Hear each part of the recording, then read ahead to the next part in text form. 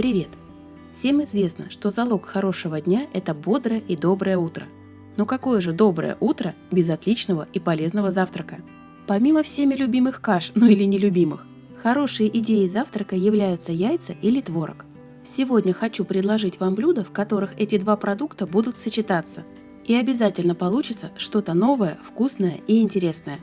И что немаловажно, большинство моих идей потребуют минимальных временных затрат.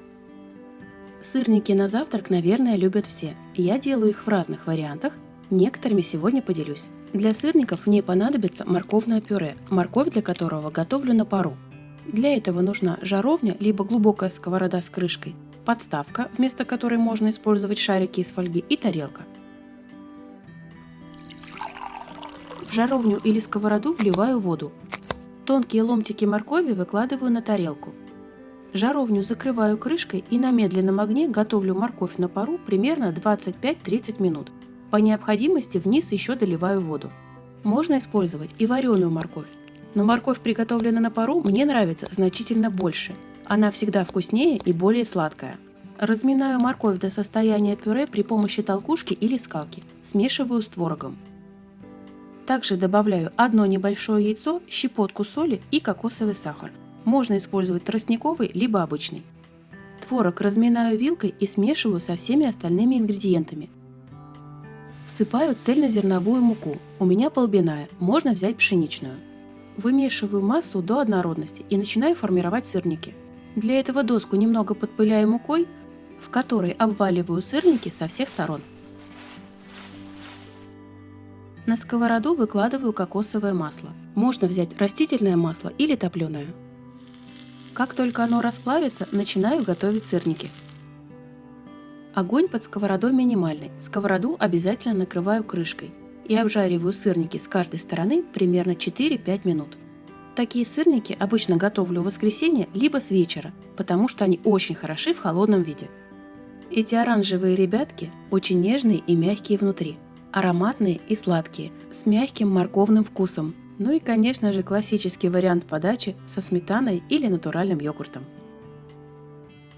И еще один вариант сырников. У меня в холодильнике со вчерашнего дня осталось немного вареной картошки. Натираю ее на мелкой терке. Также можно использовать и картофель, сваренный в мундире. Натертый картофель смешиваю с творогом. Очень важный момент – творог не должен быть кислым. Добавляю соль, черный молотый или дробленый перец, одно небольшое яйцо. Если в наличии яйца крупного калибра, то лучше добавить желток и только половину белка. Также всыпаю рисовую муку и перемешиваю все до однородности.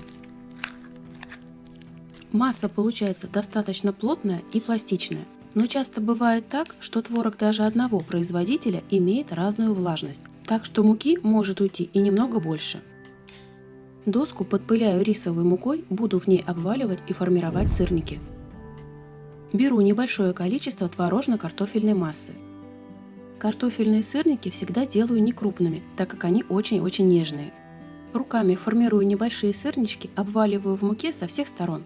На сковороде растапливаю совсем небольшой кусочек топленого масла, можно взять растительное. Огонь под сковородой ниже среднего. Выкладываю сформированные сырнички и с каждой стороны готовлю их примерно 3-4 минуты.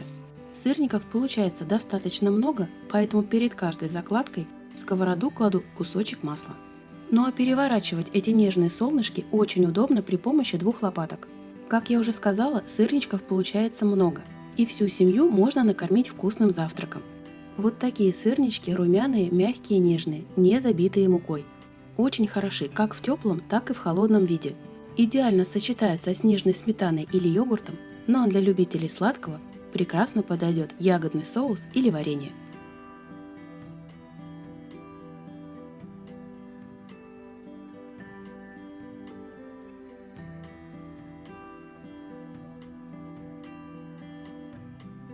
Готовлю очень необычный омлет. Большое кисло-сладкое яблоко с плотной мякотью освобождаю от сердцевины и чищу кожицу. Сначала режу на достаточно тонкие пластины, далее нарезаю брусочками. На разогретую антипригарную сковороду выкладываю кусочек топленого масла. Сюда же отправляю нарезанное яблоко яблоки постоянно помешиваю, чтобы они не пригорели. Но тем не менее, через пару минут они станут немного мягче и чуточку подрумянятся. Далее буду делать омлетную смесь и покажу очень удобный способ, как избежать скольжения миски по столу. Кухонное полотенце достаточно плотно сворачиваю и получившийся жгут оборачиваю вокруг миски на столе. Если хватает длины, можно даже завязать небольшой узелок. Теперь эта стеклянная мисочка никуда не соскользнет. Можно ее даже не придерживать рукой. Ну а для омлетной массы смешиваю яйца, мягкий творог и щепотку соли. При помощи венчика объединяю все ингредиенты. Массу не взбиваю, просто хорошо перемешиваю. Получается она очень гладкая и однородная. Если у вас мягкого творога нет, можно взять и обычный. У готового блюда просто будет немного другая текстура. Яично-творожную массу аккуратно переливаю в сковороду к яблокам. Один раз перемешиваю, чтобы все компоненты равномерно распределились, и сковороду закрываю крышкой. Огонь сразу же убавляю до минимального. Готовится такой омлет, еще раз повторюсь, на самом медленном огне, примерно 8-10 минут. Перекладываю омлет на тарелку, либо можно сразу разделить его на порции. Посыпаю капелькой кокосового сахара, также отлично подойдет тростниковый. На горячем омлете сахар сразу же начинает плавиться, превращаясь в легкий карамельный соус.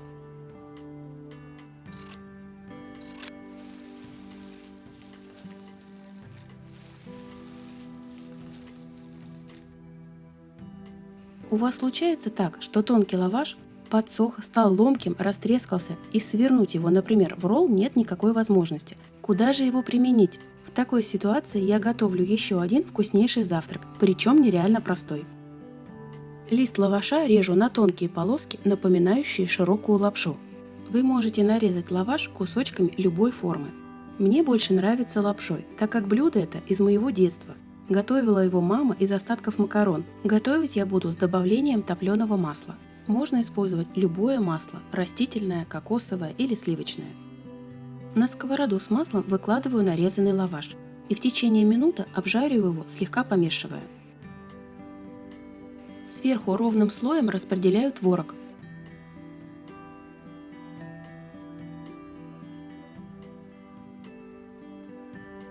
К яйцам добавляю соль и черный молотый перец. Перемешиваю, но не взбиваю.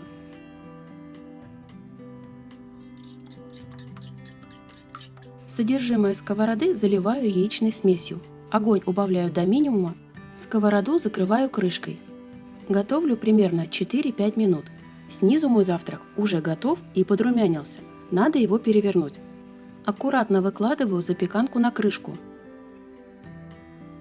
Сковородой накрываю сверху и резким быстрым движением переворачиваю. Хоп, и готово! И с этой стороны обжариваю на медленном огне примерно 4-5 минут. Также под крышкой. Готовую запеканку сверху можно немного посыпать зеленью, например, укропа. Запеканка изумительная. Румяный, немного хрустящий лаваш, пикантный творог. Вкусно и сытно. Ну а если вы сладкоежка, просто замените в яичной смеси соль и перец на сахар. Следующий завтрак отлично подойдет тем, для кого интересно большое количество белка. Я использую топленое масло. Можно взять растительное, либо не добавлять масла вовсе, если у вас очень хорошая антипригарная сковорода. Буду жарить глазунью. Чтобы получить идеальный баланс соли во вкусе, соль добавляю к маслу, на котором буду готовить. Разбиваю яйца.